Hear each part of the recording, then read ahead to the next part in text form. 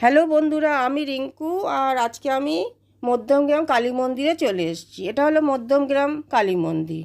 তো চলো তোমাদেরকে মধ্যমগ্রাম কালী মন্দিরের কালী ঠাকুরের দর্শন করো। এখানকার কালী ঠাকুর খুব জাগ্রত।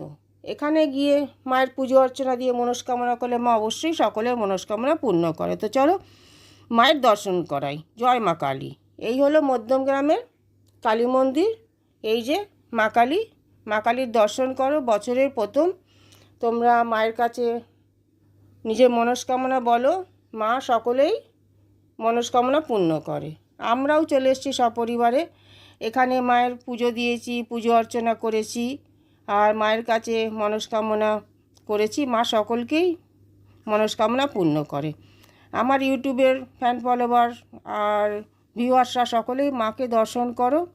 তোমাদের মনস্কামনা মাকে জানা, মা সকলের মনস্কামনা পূর্ণ করে দেয়।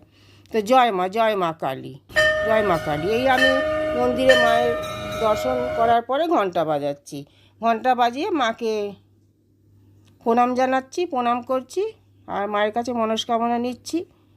আর এর পাশাপাশি মাকে নিজের সব মনস্কামনা জানিয়ে এবার আমরা বাড়ির দিকে রওনা দিচ্ছি। এই আমি চলে আসছি।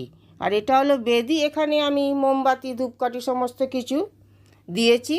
আর দেওয়ার পর আমরা বাড়ি চলে এসেছি। আমার সকল ইউটিউবাররা ভিডিও ভালো লাগলে সাবস্ক্রাইব করো। সকলে খুব ভালো থেকো।